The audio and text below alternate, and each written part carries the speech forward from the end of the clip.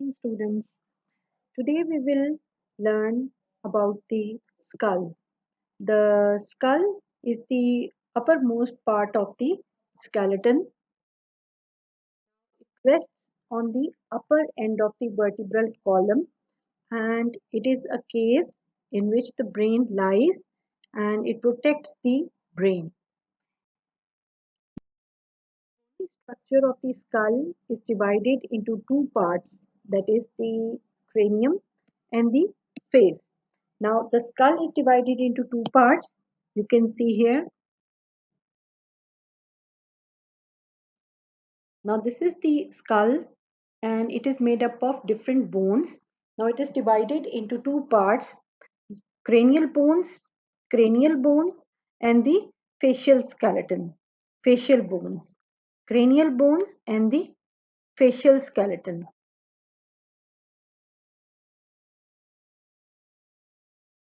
Are the different views of the skull showing the bones taking part in the formation of the skull. You can see here this is the lateral view from lateral side. This is from the upper side of the head, that is the vertical view. This is the posterior side of the skull and this is the inferior surface of the skull. So showing different bones taking part in the formation of Cranium the is formed skull by a and number of forming flat different and structures. irregular bones. Now, when you have studied the classification of the bones, you know that the flat bones are the bones which are having uh, two tables of compact bone. In between lies the spongy bone. And irregular bones are those bones which have got irregular shape. Now, this bony cranium, it provides bony protection for the brain. Now, it has got a base upon which the brain rests. This is the base upon which the brain rests and a vault that surrounds and covers it. So, this is the vault of the skull. So, you can see this is the vault area and this is the base. The periosteum lining the inner surface of the skull bone, it forms the outer layer of the dura mater. Now, in mature skull, the mature means an adult skull, the joints between the bones are immovable. So these are the various bones of the cranium you can see shown in different colors and the joints between them they are known as sutures and they are immovable. They are fibrous joints.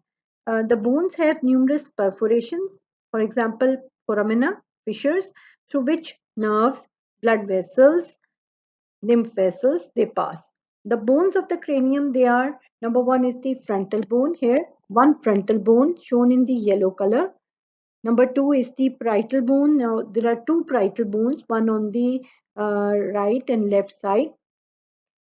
Then the two temporal bones. So temporal bone, it lies on the lateral side. You can see here, there are two in number, one on each side. Then one occipital bone. So occipital bone, it lies posteriorly and it is a single bone.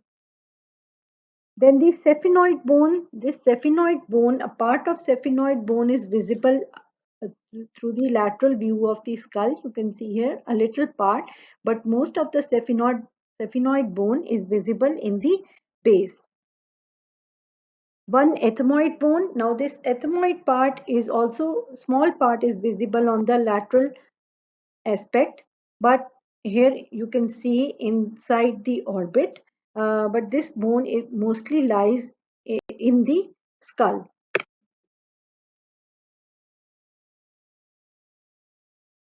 Bone, this is the bone of the forehead. You can see here the one shown in the blue color.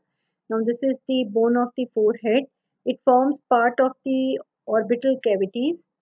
So you can see here this it's the frontal bone part forms the roof of the orbital cavity and the prominent ridges above the eye, the supraorbital margins. So these are the prominent ridges above the eye socket or the orbit. These are known as supraorbital ridges. Now the coronal suture joins the frontal and the parietal bones.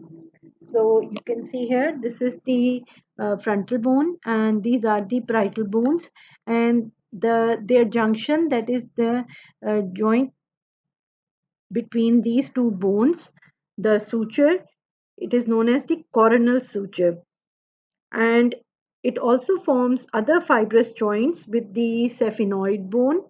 This is the sphenoid bone. The zygomatic bone, here you can see this is forming the joint with the zygomatic bone of the facial skeleton. The lacrimal bone here, the lacrimal bone, this one in the green is the lacrimal bone, and this is forming joint with the lacrimal bone. The nasal bone here, and the ethmoid bone present inside here. So it is not shown in the this view. The bone originates in two parts. They are joined in the midline by the frontal suture. So this bone originates in two parts, and initially there is a suture in between, but later in life this suture, it unites. Bones, these bones form the sides and the roof of the skull. Here you can see the sides and the roof of the skull. These are formed by the parietal bones. They articulate with each other at the sagittal suture. Here you can see these are the two parietal bones of each side, and they articulate at the sagittal suture.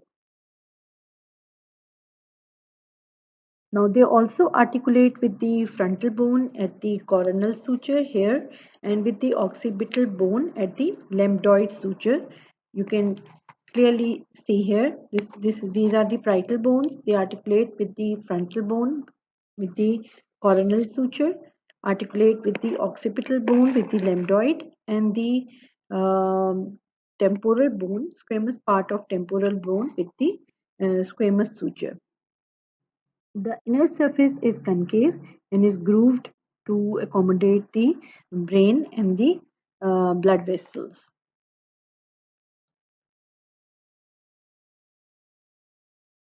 Temporal bones, these bones lie one on each side of the head, and it forms the fibrous immovable joint with the parietal, occipital, and sphenoid and zygomatic bones. So you can see here the temporal bone shown in the orange color. So it is forming a joint with the parietal bones, occipital bones, sphenoid bone, and the sphenoid bone and the zygomatic bone. So this is the zygomatic bone, and this is the zygomatic process of the temporal bone forming joint with the zygomatic bone. Now, the parts of the temporal bone, the squamous part is thin fan-shaped area that articulates with the parietal bone. So this is the thin fan-shaped area, this one. It articulates with the parietal bone here. So this is the squamous part. You can see the different color. This is a very thin part. The zygomatic process articulates with the zygomatic bone to form the zygomatic arch. That is the our cheekbone. So here is the zygomatic process, and it articulates with the zygomatic bone to complete the cheekbone. Then the mastoid part. The mastoid part contains the mastoid process, a thickened region easily felt behind the ear. Now, it contains a large number of very small ear sinuses that communicates with the middle ear and is lined by squamous epithelium. So this is the mastoid process, and it gives attachment to some muscles also, and it contains the ear cells which communicates with the middle ear. The petrous portion forms part of the base of the skull, and it contains the organs of the hearing, that is the spiral organ, and balance, and this is the part of internal ear. So this is lying inside the cranial cavity, not shown from the exterior. Then the temporal part, the temporal bone articulates. The temporal bone articulates with the mandible at the temporomandibular joint, the only movable joint in the skull. Immediately behind this articulating surface is the external acoustic meatus, which pass inward towards the petrous portion of the temporal bone. So here is the articular surface which takes part in the temporomandibular joint, and this is the external acoustic meatus. The styloid process, the last part, projects from the lower process of the temporal bone and supports the hyoid bone and the muscles associated with the tongue and the pharynx. So this is styloid process. You can see, well, imagine its location. Occipital bone, this bone forms the back of the head and part of the base of the skull. So you can see here, this is forming the back of the head and part of the base of skull. It has immovable fibrous joints with the parietal. So here the parietal bones, the temporal bone, parietal temporal bones, and the sphenoid bone.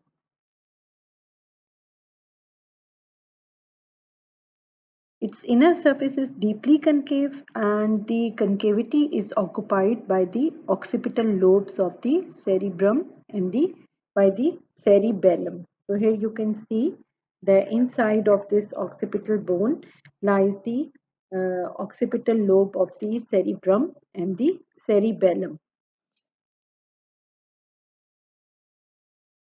The occiput has two articular condyles that form condylite joints with the first bone of the vertebral column, that is the atlas.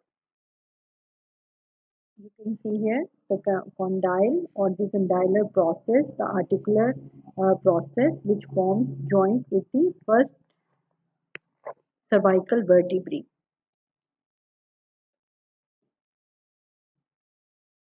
Now this joint permits nodding movements of the head. Now between the condyles is the foramen magnum. So you can see here the foramen magnum. This is a very large foramen. Means also means foramen means a hole, and magnum means large. And through this foramen passes the spinal cord into the cranial cavity. Sphenoid bone occupies the middle portion of the base of skull, and it articulates with the occipital, temporal, parietal and frontal bones. So here you can see this is the sphenoid bone, and it is articulating with the frontal bone, the temporal bone, here the parietal bones, and with the occipital bones. It links the cranial and facial bones and cross braces the skull. On the superior surface is in the middle of the bone is the little saddle-shaped depression, which is known as hypophyseal fossa. This is the hypophyseal fossa or the sella turcica, in which the pituitary gland rests. The body of the bone contains some fairly large air sinuses lined with ciliated mucous membrane with openings into the nasal cavity. So this bone has got two wing-like parts which are known as the lesser wing and the greater wing of the sphenoid. So a body, a lesser wing, a greater wing, and pterygoid plate in which pterygoid process in which there are two divisions, the lateral pterygoid plate and the medial pterygoid plate. So these are the parts of the sphenoid bone. Now, ethmoid bone It occupies the anterior part of the base of the skull. So you can see here, this is the frontal bone and this is the nasal cavity showing the nasal cartilages. And this is the one shown in the green color is the ethmoid bone. So this is of one side. Here you can see the two-sided ethmoid bones with midline part, horizontal part, and a vertical part. So this takes part in formation of orbital cavity, the nasal septum, and the lateral walls of the nasal cavity. Now on each side there are two projections of this bone. They are known as superior and middle concha. These are the projections of this ethmoid bone into the lateral wall of the nasal cavity. So you will study the significance of these concas when you will study the nasal cavities. Now this is a very delicate bone containing many air sinuses. The horizontal flattened part, the cribriform plate, it forms the roof of the nasal cavity, has numerous small foramina. You can see numerous small foramina in the cribriform plate. Through these foramen passes the nerve fibers of the olfactory nerve upwards from the nasal cavity to the brain. There is also very fine perpendicular plate of bone that forms the upper part of the nasal septum. This is the perpendicular plate of the ethmoid bone. Now, fontanelles of the skull. As I have told you, the various bones of the skull, they are united with each other through sutures. Now, at birth, ossification of the cranial sutures is incomplete. So there is a tissue, membranous tissue between each bone. When there when three or more bones meet, there are distinct membranous areas known as fontanelles. Now the two largest are the anterior fontanelle and not fully ossified until the child is about 12 to 18 months old, and the posterior fontanelle usually ossified to 2 to 3 months after birth. Now this is the anterior fontanelle and this is the posterior fontanelle. Other smaller fontanelles are also present at the sides. The skull bones do not fuse earlier to allow for molding of the baby's head during childbirth, and also these fontanelles allow the growth of the bones of the skull as the brain develops, brain grows in size. I hope you have understood the cranium part of the skull. In the next lecture, we will do the facial skeleton of the skull. Thank you so much.